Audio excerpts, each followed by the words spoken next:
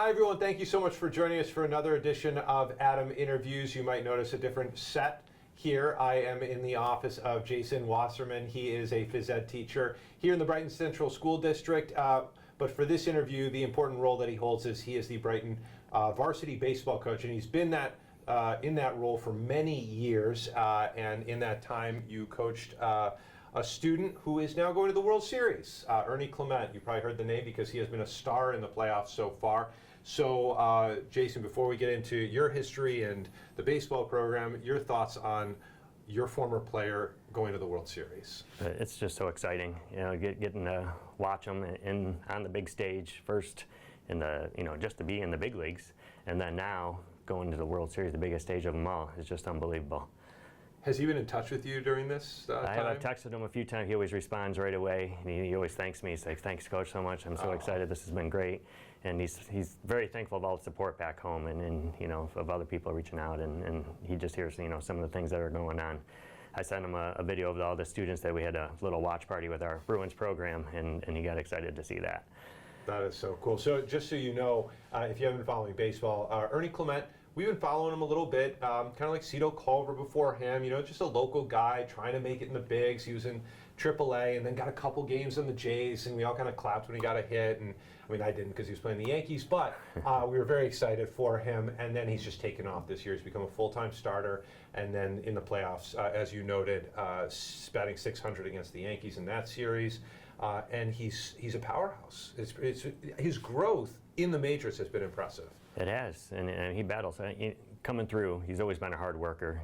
I coached him in Little League travel, and then even into high school, and then beyond. He always puts in the extra time, the extra fungos, the extra time in the batting cage. First one there, last one to leave. One of those types of guys, and you knew that just the right fit. And I think that the Blue Jays are a great fit for him, and he's able to show off some of those skills, and he's made it work.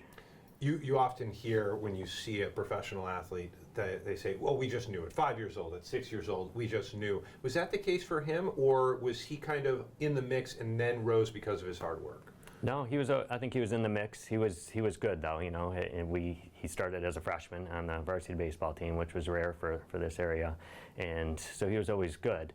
But he played so many different sports, and then when he got to Virginia, he was able to focus just on the baseball, and then that really propelled him up and took him to that next level. And then now he spent his time working on his skill and honing that craft up in the big leagues, and here he is now on the big stage. Unbelievable. I think he was a good hockey player too. He was a very good hockey player. He played soccer here. He played freshman football. He could play. He's a decent golfer too, so he does a whole bunch of different things. Those athletes, though. When he was playing, so obviously making varsity as a freshman is good. But did you know that he was going to go to the majors at that point? You knew that he was going to go somewhere, and you just hoped that he would catch on and with the right club and be able to work his way up into the system. You never know when you go on to the pros, but you were wishing and hoping if there's someone that was going to do it, though. I think Ernie, with his mindset and the way he applies himself, that he had a chance. It's interesting because this was only 10 years ago, and you hear these stories of people who show that kind of talent. They go to Florida, they specialize. Right. The fact that he stayed in Brighton, your thoughts on that? Yeah, no, he stayed in Brighton. Ernie just liked to have fun playing games and staying competitive. So he would do that, which was great because then you never burnt out in baseball. Some people burn out in picking that one particular sport and with injuries or whatnot. And he stayed healthy, and he really focused in on baseball once he got out of high school. Yeah, I don't know if you saw the reaction to his home run, to Springer's home run in the last game. He just was like, he couldn't believe it, standing on top of the dugout there. That was the best reaction. And he's looking around. Oh my God. Yeah. I mean, he seems like a very joyful person. Has he always been like that? Always been, still is to this day. He just has fun. He goes and has fun doing what he's doing and enjoys the game very much. Yeah, absolutely. So this is the poster from 2014. This is 2014. All right, where's he in this? So Ernie is right here. Okay, look at that. Yeah. Tall at that point. So what position did he play for you? He was, senior year, he was shortstop. So he came up, he was second baseman until junior year, and then junior year he became the starting shortstop for us. All right. So you have one of his first signatures. I do. That's right. That's his first autographs right here. We got it. You're gonna have to lock that down. That's right. Make sure no one gets it. Have you heard from former teammates who are on the team about all this? Yeah, I have a few. My son actually played on that team as well, so I had some of the friends from around around the neighborhood are around, and some of the parents too. And they're just as excited as he is. And hopefully a bunch of them will get out to Toronto to see him play. Yeah, oh, that would be fantastic. You know, it's interesting. So I've played ball in town, and my brother did. We're big baseball. And so we've been following it for years. And what I notice is often you do see the stars, even if you get to AAA, you can perform well there. Getting into the bigs is a different ballgame. We've seen so many people just not measure up. They can't level up. And for him to really go in as a non-top prospect, I mean, he was just kind of like a player. Right. And for him to move up while in the bigs, I find particularly impressive. What goes into something like that? How does that happen? Yeah, it goes back to that work ethic and being able to zone in and put in the time on what you need to get better, and not just, you know, working on what you do well, but working on what you don't do well. And you know, he does so many little things for a team that finally found a team that needed him. You know, he's a great base runner. He's a speed on the bases. He makes every play in the field. He's nominated for 2 Gold Gloves, which is unheard of. And he puts the ball in play hard. And those types of things, somebody needs that. And he found a good team with Toronto this year. I didn't know that about the Gold Gloves. Nominated for 2. He's nominated for 2, utility and third base. Oh my so he's gosh. nominated for 2. So no one's ever won 2 in the history of the game in one season. So he's at least nominated for both. So it's oh my gosh, yeah, it's incredible. It's too bad you're not at college. You could use this for recruiting. Yeah, right. I know. Yeah. Yeah. Come to the home of Ernie Clement. What do your players now, so the current players, what do they think about all this? Oh, they're in awe. They enjoy watching him and following him, and you know, they talk about him all the time. They want to know what he did, and they want to hear stories about him, which is always nice to hear. So, and I've got plenty and great stories to tell about him, so it's fun. All right, give me one. Well, what I would tell them, well, I'll tell you what, when he came back, just being drafted from the Guardians, he wanted to help out at baseball. We were doing an off-season thing, and he jumps in with the kids. He grabs a glove, and he gets in line with them to take fungos and starts playing with the kids and throwing to first. He's like, shows them a little something, but then he wants to do it himself, so he wants to get in. He's a big kid himself, and it's just fun. He fits right in with the kids, and then he signs baseballs for them all, and he's just so, it's Ernie. That's Ernie. Yeah. You know, it's interesting. So when John Smoltz was inducted into the Hall of Fame, in the baseball world, it's a pretty famous speech, and he talks about how he doesn't love the direction that baseball is going for kids because it's just so focused on just baseball. And he's like, you know, play football, play basketball, just do lots of stuff. Yeah. And Ernie did that. Ernie and did. I think it speaks to maybe some of the, not just the fun that you get out of doing different sports, but also the athleticism. Oh, for sure. You're just moving your body differently for different things, and it's staying fresh too. So you know, keep your mind set. Going to hockey, going to soccer, and you're now going to baseball, and just being able to adjust. But you're competing all the time, so you still, you know, your mind, you're focused on competing and doing the best you can at whatever it is that day brings upon you. That's so true. So right now, you know, when you and I were playing baseball, you played for Brighton in the early 90s. I played for Southern in the late 90s.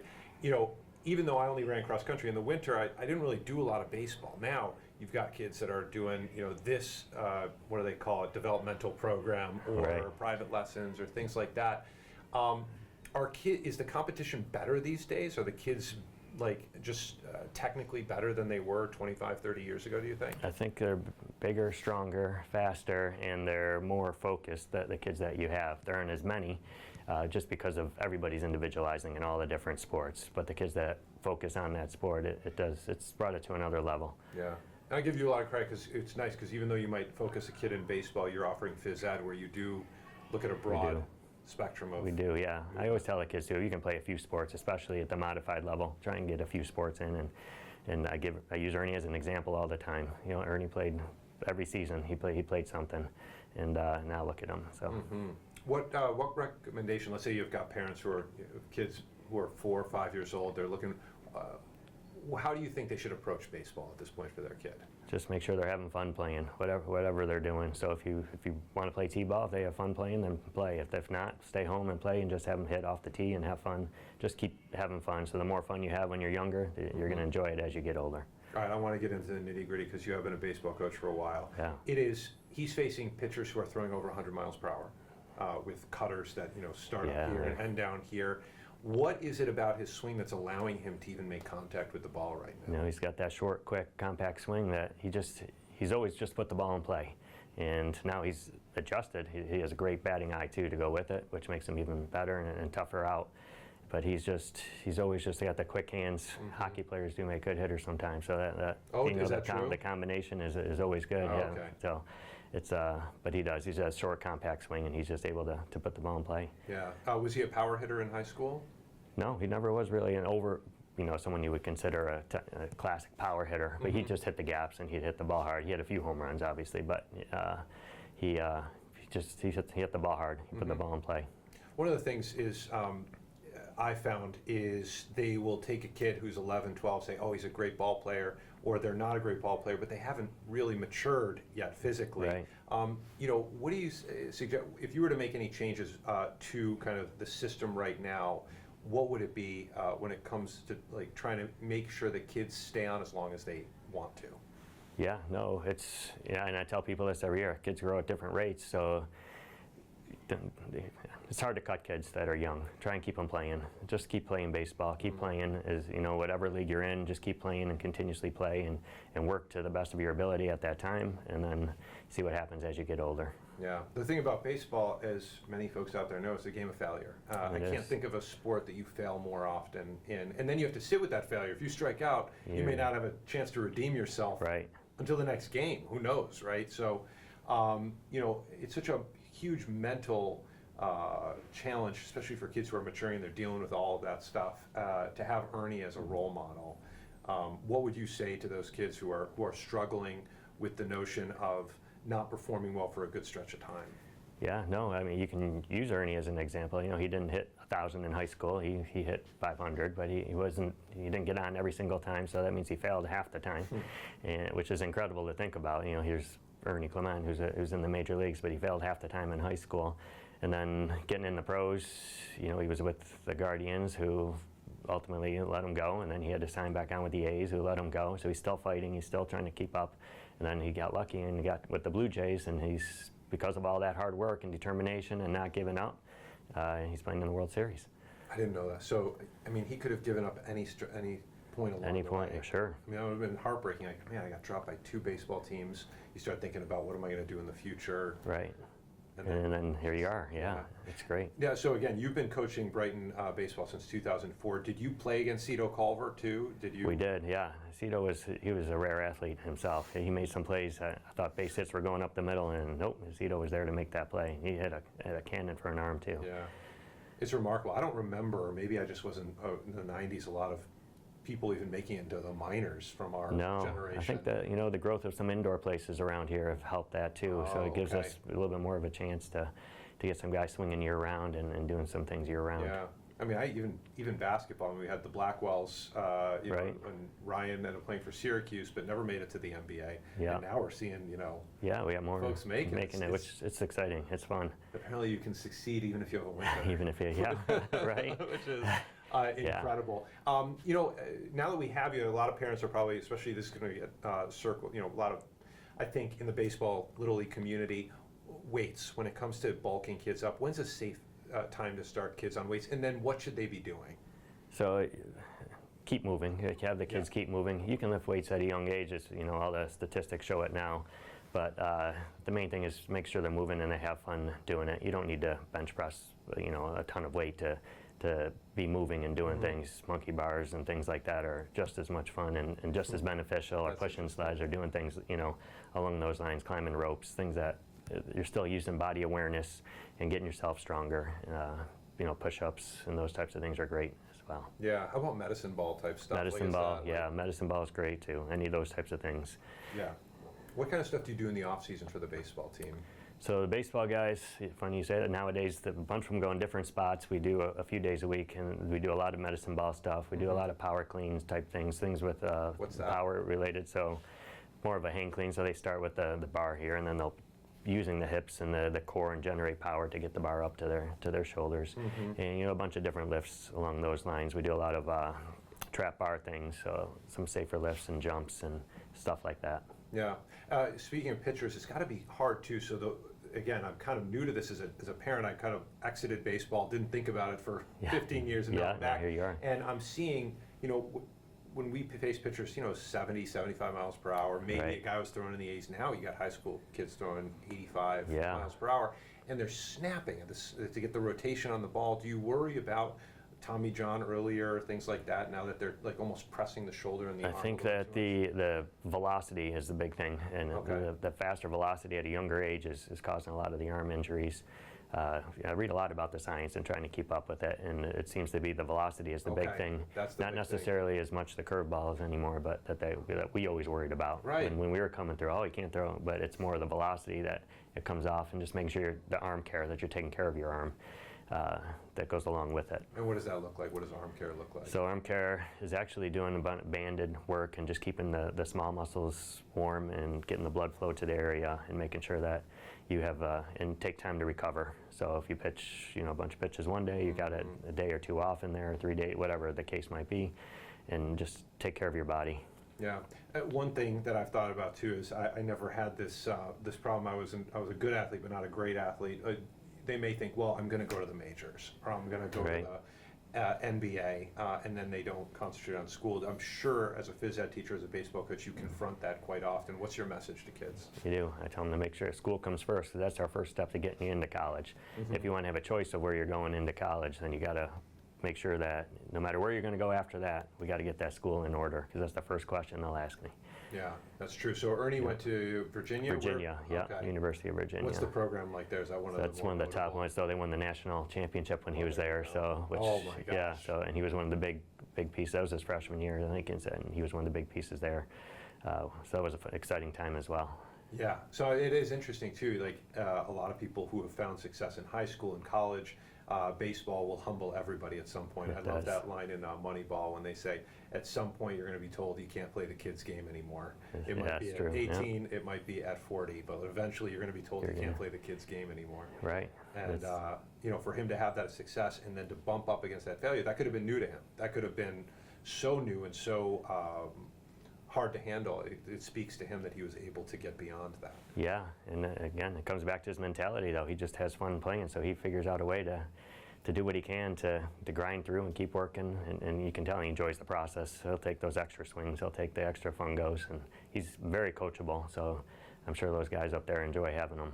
I'm sure, because you probably have some people who are so good, Right. it's Yeah, tough yes, to right, teach them yeah. anything new. Right. Did you see him play in the minor leagues or even majors? I did. I remember we went to Frontier to see, or Innovative to go see him. Yeah. We went to Buffalo. I went up to Buffalo to see him there as well. I saw him for the Guardians, and then now with Toronto. So, Have you seen Yep. him in a Jays Yep, uniform to once, play? yeah. Where'd you go? When did you go? so this was early in the year. Early in the year we saw him play. Okay. So yeah, but I would love to go this weekend. We'll have to see. You If think? the prices come down, we'll see. Well, you can call a guy. You Yeah, might know right, a guy yeah, who, right. That's super exciting. Yeah, it is. So the thing is, Brighton is a middle-sized school. It's not like a giant, New York City school or anything like that. Right. I think it should be encouraging for any athlete, female, male, that you can, if you put in the hard work, no matter where you are, you can get to an elite level. Yeah, for sure. Just keep grinding, keep putting in the hard work, no matter what you're doing, and just don't give up. Keep going at it. Yeah. Message for coaches out there. I mean, who, in this day and age when you may have a lot of training outside the school and things like that, what's been your approach over the years as a coach? Yeah, it's shifted. We used to do everything in-house, and then now with all the training, I try and embrace that, and I'll talk to their trainers. I'll try and find out, all right, what are you working on, so we can continue to work on the same things and keep the process the same. So it's a little different coaching now than it was 20 years ago when I first started. Yeah. I think it speaks to Ernie's amazing talent that I'm glad you kind of confirmed what my suspicion is that the talent, they might be the same type of athletes we were in the sense of cardio and things Right. like that. I don't think that has improved that much generally, but the specific skill set that these kids have, it's just. Yeah. I mean, I looked at I remember looking at a small TV and watching Ryan Sandberg bat and trying to copy his swing, and that was my training. That was right. I did the same thing. Reggie Jackson or Dave Winfield, and Was trying he to figure it out. Reggie Yeah. Jackson? Okay. Yeah, I'm trying to do the same exact thing. That's how you did it. And Yeah. nowadays, video, they break everything down frame by frame. millisecond by millisecond, and they can analyze everything. Yeah, and now you're working on bat speed and Bat things, speed, which actually yeah. I do worry. I mean, do you think that could? I know the pitching sometimes it presents issues earlier, but the bat speed, I think about Dave Mattingly and Stanton. You have the back issues. that Back, could pop I think the extra training, and then as long as the kids are doing the proper weight program, that should help them alleviate a lot of those little injuries, the one-sided injuries of swinging the same muscles over and over again. Yeah. Did you grow up a Jays fan? No. Are you a I Jays did. fan right now? Not right now, yes.